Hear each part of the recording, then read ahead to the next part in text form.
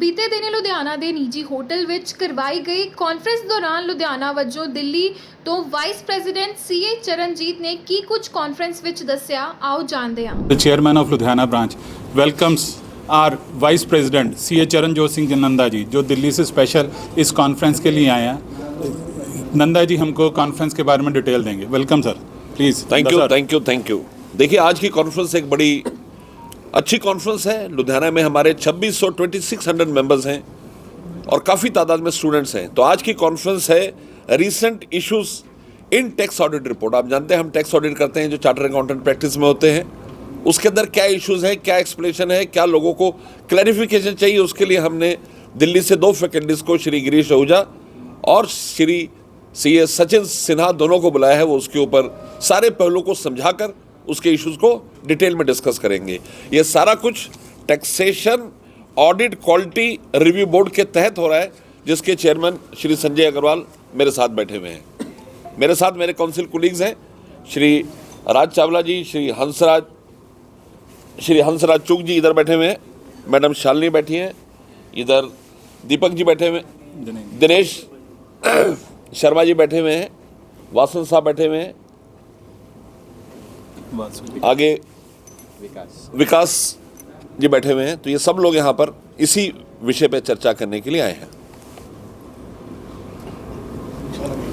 Conference के related आपका कोई भी क्वेश्चन है सर से पूछ सकते हैं आप।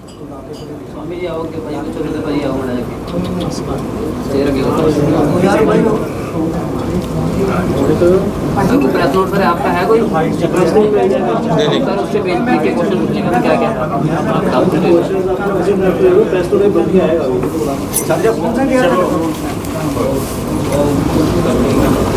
सर।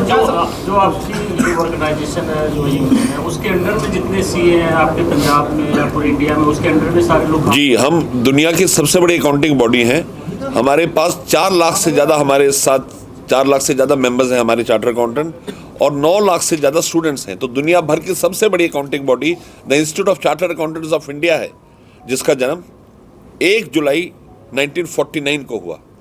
आपको सुनकर खुशी होगी कि हम कॉन्स्टिट्यूशन से पहले के हैं। आप जानते हैं कि हिंदुस्तान का संविधान 26 जनवरी 1950 को पारित हुआ था। हम उससे पहले के हैं और हमारा काम देश के अंदर पूरी श्रद्धा के साथ देश के अंदर टैक्स करदाता के नियम का निर्वाह करना और पूरे तरीके से देश को सपोर्ट करना with respect to taxation, GST और अदर कंप्लायंस इश्यूज है।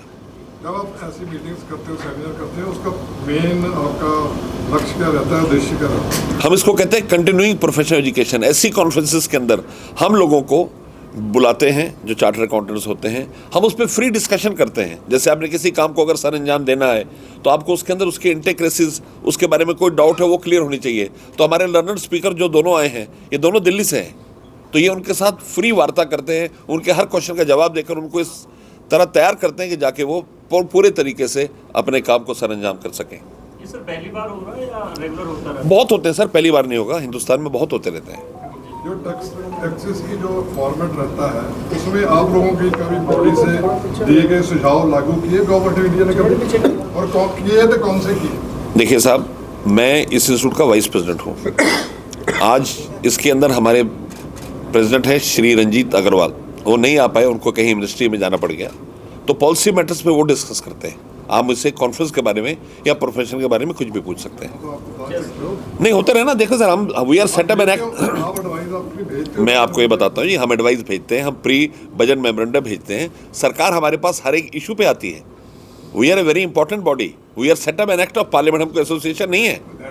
यस, तो people they all come to us, all issues are given to us. We have separate committees, we have separate boards, we deal with them and give appropriate replies to the government so that they are able to effectively service the cause of the nation.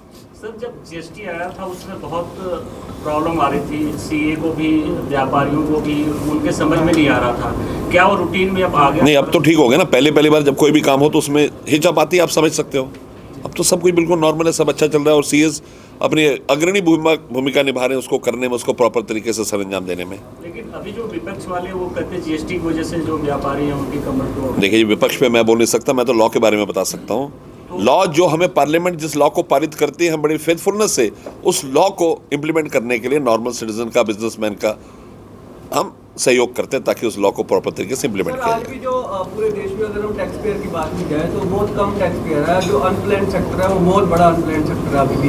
तो आपकी तरफ से किस तरह से जागरूकता मुहिम चलाई जाती है कि ज़्यादा से ज़्यादा टैक्स पेयर? सर, हमारी कमेटी है, लिटरेसी कमेटी, हमारी tax and financial literacy committee है। उस कमेटी में हम प्रोग्राम करते रहते हैं, हम बाइट्स भेजते हैं, लोगों को बताते हैं। हमारे एक फाइनेंशियल मार्केट्स कमेटी, उस कमेटी के अंदर हम स्टॉक मार्केट के लिए क्लासेस करते हैं, स्टॉक मार्केट के लिए सेमिनार करते हैं, वेबिनार करते हैं, छोटी छोटी जगह पर छोटे छोटे लोगों के साथ। हमारा उद्देश्य लोगों में जागरूकता फैलाना, उनको इस संदर्भ में लेके जाना कि वो समझ सकें कि देश के अंदर वो किस प्रकार से अर्थव्यवस्था से जुड़कर देश का और अपना भला कर सकते हैं।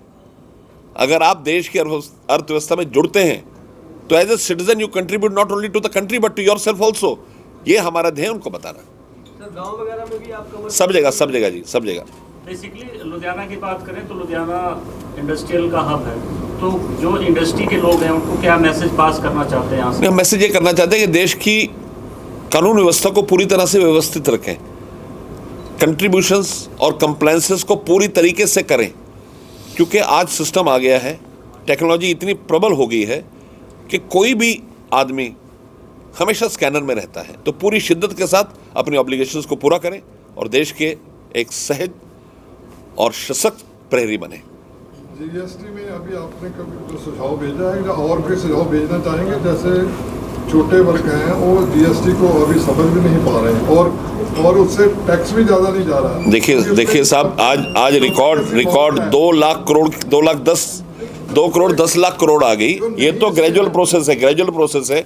उस हमारा अपना हम बहुत सारे भेजते हैं, एक आधा नहीं भेजते, एक इशू आता है उसमें हम अपना सुझाव भेजते हैं, लोगों को बताते हैं, परकुलेट करते हैं। हमारे यही काम है जी, we do it very religiously. अच्छा सर, ये बड़ा मतलब ये प्राइमरी क्वेश्चन है मेरा कि कौन लोग जीएसटी के अंदर आते हैं, कौन कितना बिजनेस करता है तो उसको जीएसटी नंबर लेना चाहिए, कौन नहीं, तो वो थोड़ा सा ब्रीफ कर दिए। देखिए, सर्विसेज के अंदर 20 लाख की लिमिट है, 20 लाख, और अगर गुड्स है तो आपकी 40 लाख की लिमिट है। जिसकी 20 लाख से कम, अगर मैं सर्विसेज दे रहा हूँ, मैं चार्टर अकाउंटेंट हूँ या मैं कोई भी सर्विसेज मैनेजमेंट कंसल्टेंट हूँ, और मेरी सर्विस अगर 20 लाख तक है तो मुझको जीएसटी लेने की और आगे जमा कराने की जरूरत नहीं है। अगर मैं व्यापारी हूँ, गुड्स बेचता हूँ, तो 40 लाख की लिमिट है, उसके ऊपर जमा कराना, उसके नीचे मुझे जीएसटी कलेक्ट करके जमा कराने की जरूरत नहीं है। अगर 20 से ऊपर और 40 से ऊपर है तो मुझे जीएसटी नंबर लेकर जमा कराने पड़ते हैं अपनी जीएसटी। सर, अगर पंजाब की बात की जाए तो पंजाब जो है वो पूरे देश के जो अन्य राज्य हैं उनसे बहुत जीएसटी की कलेक्शन उनकी बहुत कम रहती है। तो लगता है कि व्यापारियों को इस संबंधी जागरूकता करने की जरूरत है। देखिए, मेरे पास अभी आंकड़े तो नहीं है, लेकिन मुझे ऐसा लगता है नहीं पंजाब कम रहता होगा। हरियाणा से तो सर काफी कम। नहीं सर, वो डिपेंड करता है, लेकिन पूरी शिद्दत के साथ काम करता है। एग्रीकल्चर की वजह से हो सकता है, इंडस्ट्री कम हो, एग्रीकल्चर टैक्स फ्री होता है, उस वजह से होगा, लेकिन पूरी तरह से हर तरफ इसकी कंप्लायंस प्रॉपर तरीके से की जा रही है। एक आईटीआर लोग कम फाइल करते हैं सर यहाँ पे, उसके बारे में कोई बातचीत? देखिए साहब, आप अगर पहले से कंपेयर करें तो बहुत लोग फाइल करते हैं। धीरे धीरे चल कर ना, कहाँ शुरू हुआ था आईटीआर के कितने रेट होते थे, आज देखिए कहाँ से कहाँ पहुँच गए। तो आज सब लोग धीरे धीरे उसमें जुड़ते जा रहे हैं, टैक्स बेस बड़ा होता जा रहा है, जो गवर्नमेंट का इनिशिएटिव है, और हम भी चाहते हैं कि पूरी तरह से लोगों को बताएं कि उसमें जुड़ने का फायदा है। सीए आइडिया देते हैं ना बिजनेसमैन। सीए हमेशा पॉजिटिव आइडिया देते हैं जी। सीए का काम है लोगों को जागरूक करना और बताना कि ढंग से काम करें ताकि शिद्दत के साथ देश की और उनकी दोनों की तरक्की हो सके।